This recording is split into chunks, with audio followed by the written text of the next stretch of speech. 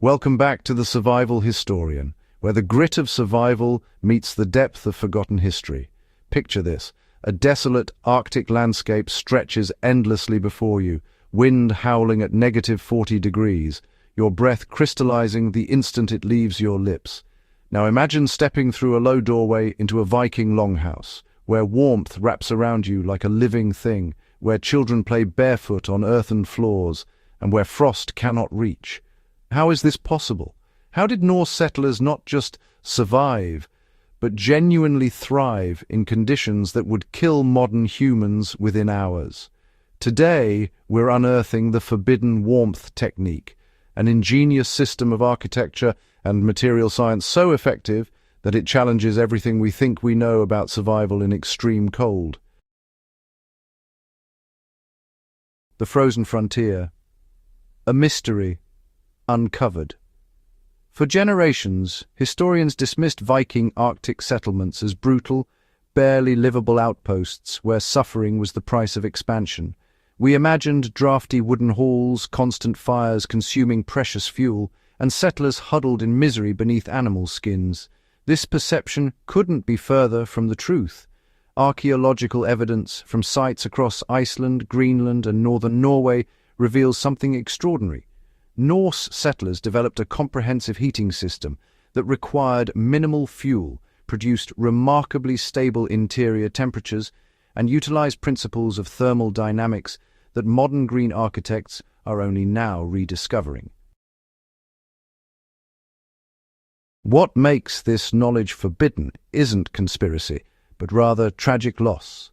As iron stoves and imported building methods arrived in later centuries, these ancient techniques were systematically abandoned and nearly forgotten, dismissed as primitive when they were in fact brilliantly sophisticated. Unearthing the Earth's embrace. The first secret wasn't in what Vikings built, but where they built it. Norse settlers possessed an uncanny understanding of geothermal activity, strategically positioning settlements near natural hot springs and volcanic vents that provided ambient warmth. In Iceland, where volcanic activity simmers beneath the surface, settlers constructed their homes to capture rising heat from the earth itself. They understood what we now call the thermal battery concept. You see, the ground maintains a relatively stable temperature all year round, and it's far warmer than the Arctic air above. By building partially underground or into hillsides, they created earth-bermed structures that tapped into this natural heating system. Excavations reveal carefully chosen sites where groundwater temperatures remained above freezing, where steam vents could be channeled beneath floors, and where the very geology of the landscape became an ally against the cold. This wasn't accidental. It actually represented generations of accumulated knowledge about reading the land's subtle thermal signatures. When geothermal advantages weren't available, Viking engineers deployed an arsenal of insulation techniques that, honestly, modern materials science is only beginning to appreciate. The iconic turf house wasn't simply wood covered in grass. It was actually a meticulously layered system.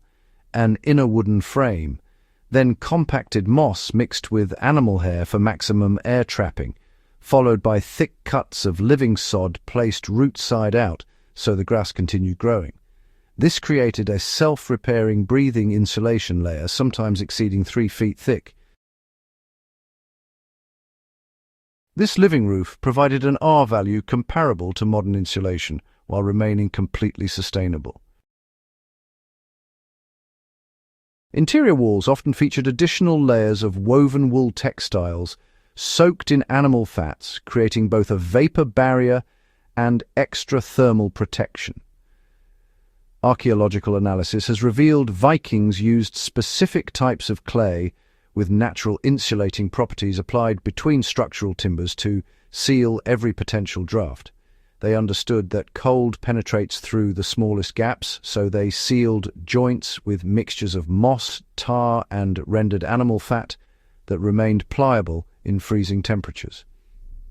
The result was a fortress against cold that modern survivalists, even with synthetic materials, struggle to replicate.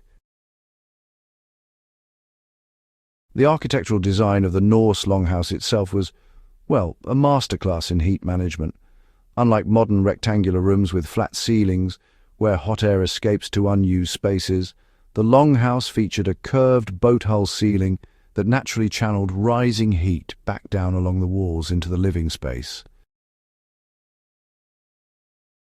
The central hearth, positioned with mathematical precision, created a convection current that circulated warmth throughout the entire structure. The smoke hole at the roof's apex was deliberately small and positioned to create negative pressure that drew fresh air through carefully designed low vents near the floor, ensuring constant air exchange without heat loss.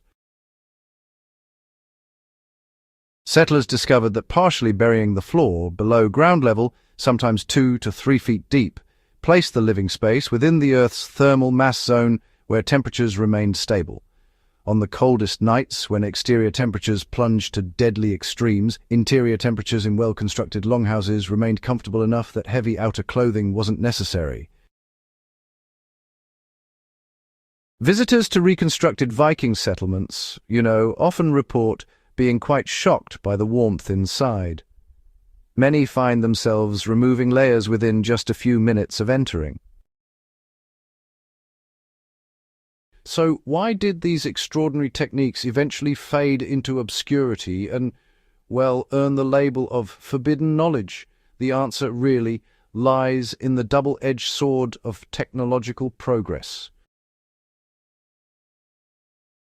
When iron stoves arrived from continental Europe during the 14th and 15th centuries, they became, in a sense, a new status symbol and brought with them a different aesthetic. Wealthy landowners began to abandon earth-bermed construction, opting instead for above-ground timber and stone buildings heated by these iron stoves.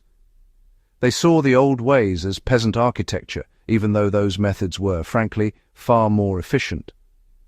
The Protestant Reformation added another layer of disruption as written texts started to replace oral traditions and the old apprenticeship systems, breaking the chain of traditional knowledge transmission. Within 2 generations, the detailed understanding of site selection, material preparation, and construction techniques began eroding. By the time of the Industrial Revolution, with cheap coal and mass-produced building materials, the painstaking craft of turf construction seemed, hopelessly backward. What was forbidden wasn't the technique itself, but the memory of it, lost to cultural amnesia, and honestly a bit of technological arrogance. Today, as we confront energy crises and climate challenges, Viking warmth techniques offer, some truly profound lessons. Modern earth-sheltered homes, passive solar designs, and green roofs all echo principles Norse settlers mastered a millennium ago. Architects studying reconstructed turf houses have documented interior temperatures remaining between 50 and 60 degrees Fahrenheit with minimal heating, even when exterior temperatures drop below zero. The sustainability is honestly remarkable. Every material was local, renewable, and biodegradable. There were no supply chains, no fossil fuels, no environmental devastation. Yet settlers lived comfortably, raised families, and built thriving communities in conditions we today might consider uninhabitable. The forbidden Viking warmth technique? It reveals a fundamental truth about survival. The most sophisticated solutions often come not from complexity, but from a deep understanding of natural principles and patient observation of our environment. These Arctic settlers didn't conquer their landscape through brute force. They actually partnered with it, learning its secrets and working within its rules. Their legacy, challenges our modern assumption that survival requires advanced technology and abundant resources. Sometimes the most valuable knowledge is, in fact, the oldest. If you found this journey into forgotten survival wisdom valuable, go ahead and hit that like button. Share this video with fellow history and survival enthusiasts, and subscribe to The Survival Historian. We're just beginning to uncover how historical endurance can inform modern resilience. Until next time, remember, survival isn't just about lasting through hardship, it's about learning to thrive within it.